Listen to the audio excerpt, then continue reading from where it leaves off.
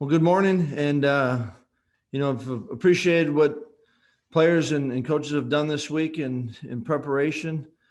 Uh, Play against a good Iowa team, and so we got to continue to finish that up. But certainly grateful for the opportunity.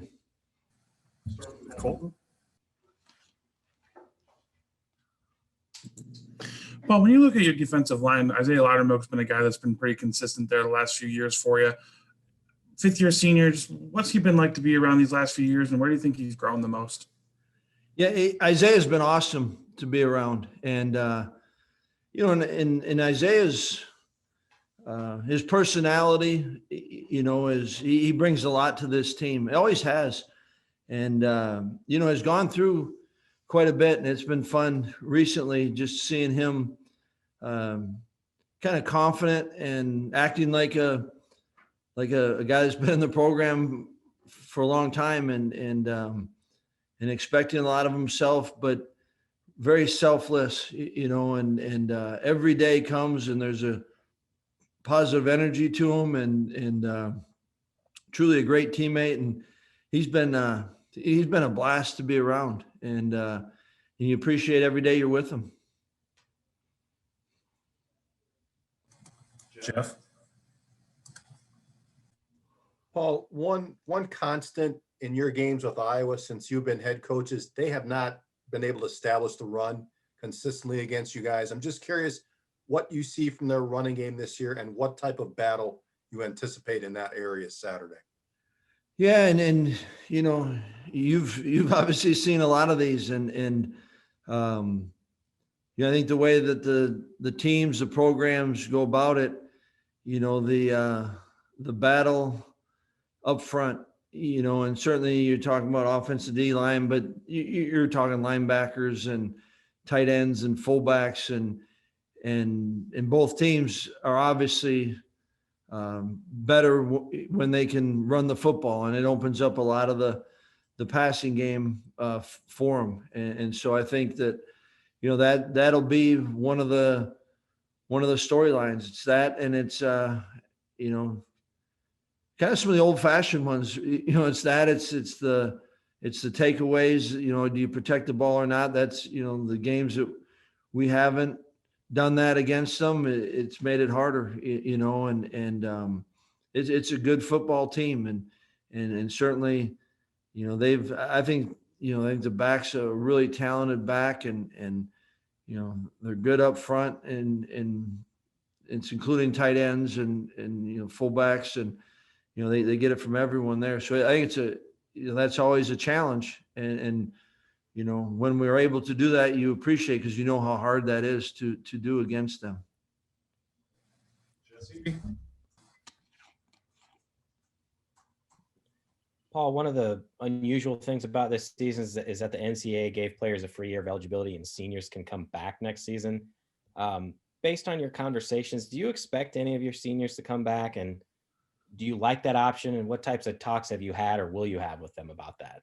Yeah, first of all, I thought it was an appropriate decision, or allows for the best scenario. And we've had some talks early, with those individuals, because it certainly affects kind of what you want to do academically, and kind of pursuing it. And I think really in the end, a lot of it comes down to, where are they at with just their personal clock, not what the NCAA says they can or can't do. And it's kind of, where are they at academically? Where are they at with, every one of them was on track, and we have some underclassmen on track to graduate, this December, and, in a couple days, so it was, a few guys are interested in maybe going to grad school. So then that may fit in well with that plan. There's a few other guys that weren't looking into that. And so now they're trying to weigh it. And so you want to talk to them and really allow them to have a plan so they could decide, that was not something you could just have a conversation. Here's the rules. This is what's going on. All right, what's your decision? So it's, you try to keep it open dialogue, but certainly during the season, you want them to be able to focus on their schoolwork and on the season. And yet you had to have some indication. And I think, we got a lot of help from everyone in academics and on campus to try to work with, maybe giving them as many as we could, a kind of a two-way go and kind of see where they're at with it. But it's, that was a lot to go through, but it was less driven. Certainly the NCAA made it an option, and our department, athletic department has made that an option. But I think it really comes down to less about the eligibility, and I shouldn't say less, that is part of it, but it's as much where are they at just personally on their time clock.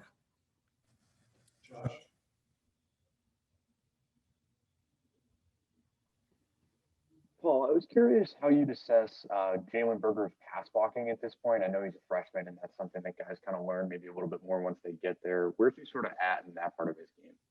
Yeah, I think I think he's been progressing, and you appreciate that. And there's always, each week's a little bit different as far as the multitude of pressures that you're seeing, but I think certainly each week you feel like gaining a good grasp of kind of what to do and certainly how to do it.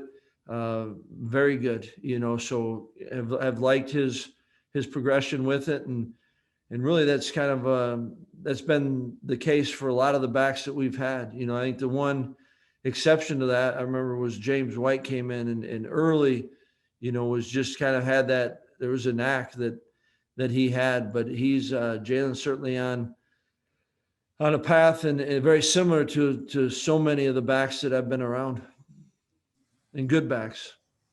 Steve?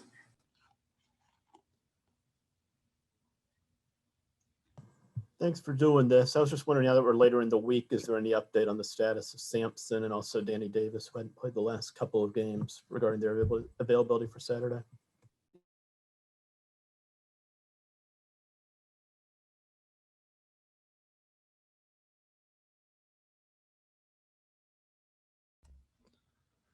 All right, we're not trying to play trick on you, I don't think, but it's Cormac's been able to do more each day, which has been good, and I don't think we'll have Danny available this week.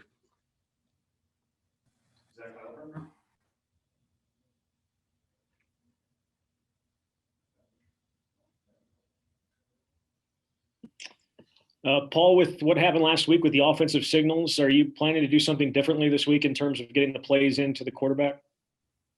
And kind of going back, we've got a good plan, but I think a lot of that was blown out of proportion last week too.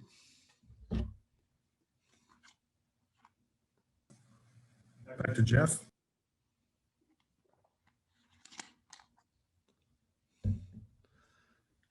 Paul, their defensive line looks to be pretty active, including that kid from Kenosha who had to go to a junior college. How disruptive is that front, in particular that young man, 54? I think they're playing really well, Jeff, and disruptive is an accurate term. And I think is in our opinion going into this game, probably the best front that we've seen, and good combination of strength and power and production. That's what jumps out at you, and certainly that's tied into, I think their linebackers are playing at a really high level as well, right? That frees, and that, I think that's important because it can free up the D linemen to do what they're doing, and they're all playing. I think, in our opinion, they're playing really well.